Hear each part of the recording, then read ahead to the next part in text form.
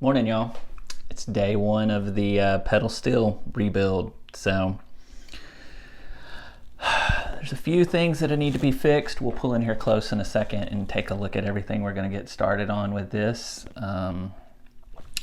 Definitely needs to be cleaned up. There's a couple of pieces where the wood's coming apart a little bit, but it's all salvageable. I think we can fix everything on it. The changer, which I learned, this is called a changer. I'll have to change that out, or not change it out, clean it up and do some of that. We'll take a look at the bottom.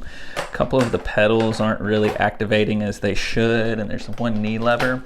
We'll figure all that stuff out. So in the words of Pop Icon Pink, well, let's get this party started. All right, let's bring it in tight here and take a look. So we'll just start on one end and work our way down. So the good news, tuners are in really great shape. This roller nut will have to kind of get cleaned up, so we're going to pull all this off. The fretboard has got some scarring, obviously, where this thing has been played. So again, we'll just kind of clean it up. Fun thing, these knobs, and I'm guessing an on-off switch. Guess what? Let's look under here. They are currently not connected, so I'll have to decide, should I leave it unconnected? Should I connect it? I feel like I'm going to connect it just for bringing it back to original to start. Maybe I'll put another switch under it somewhere where I can connect or disconnect. That'd be cool. Pickup works. I tested it before I took the strings off.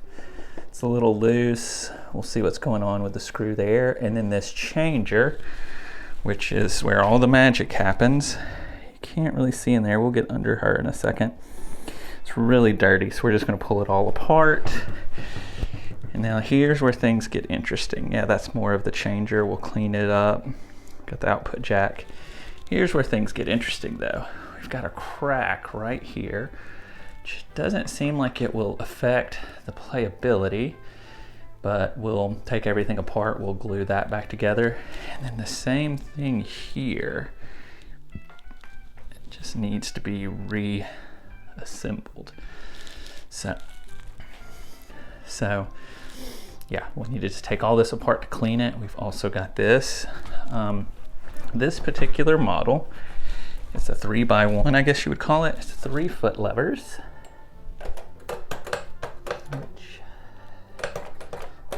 They move. I don't know if they work well. And one knee lever. So this will all need some cleaning up, of course. Now, give me a second and we will turn this baby over and we'll see what it looks like on the underside. And we're back. All right, if you ever wondered what the bottom of a pedal steel guitar looks like, now you know. So again, this changer is just really filthy. So we're just gonna pull it apart, take all the pieces, clean out any grease or anything that's in there, and re-oil it with some machine oil.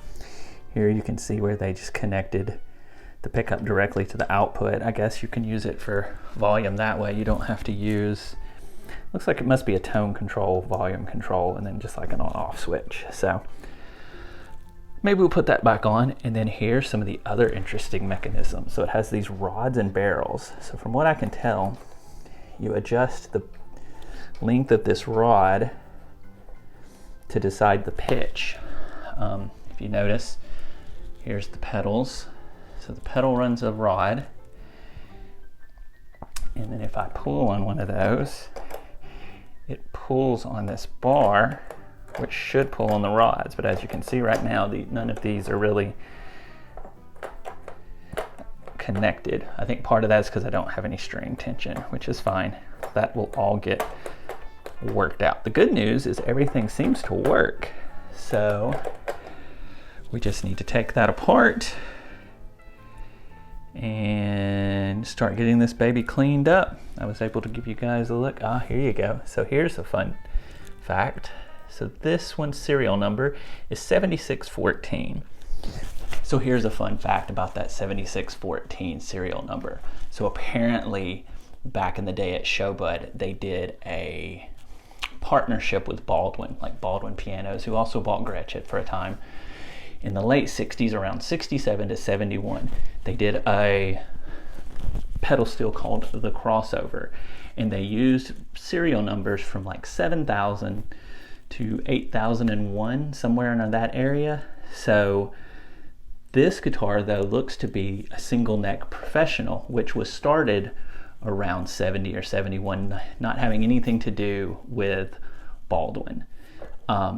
What they actually did around 70, 71 is they started their serial numbers over and started with 1001 and started going through as they built pedal steels, just in sequential order.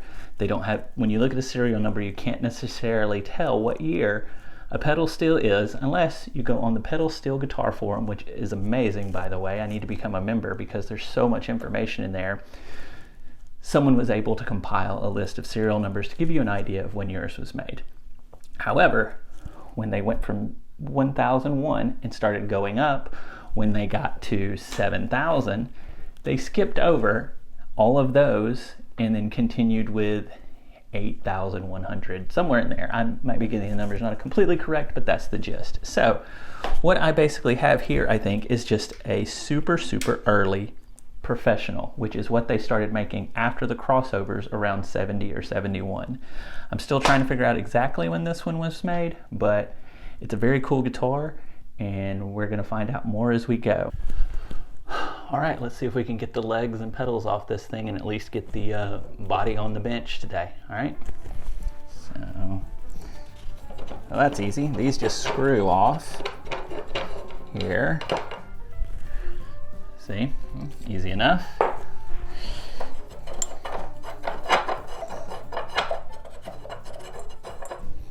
Whoa, whoa, whoa, whoa. All right. How the heck does that come off? To the internets. All right, we figured it out. So let me bring it in here close so you guys can see. Can you see? So this little collar slides down and it pops off. Pretty clever. Pretty clever. All right. Back at it. So that's 1, 2 rods. 3 rods. And looks like these wing nuts come off. Yep, that's pretty straightforward.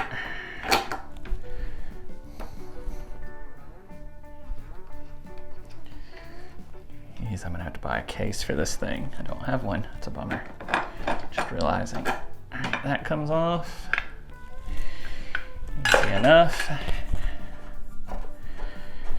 And these guys screw off. So, also easy.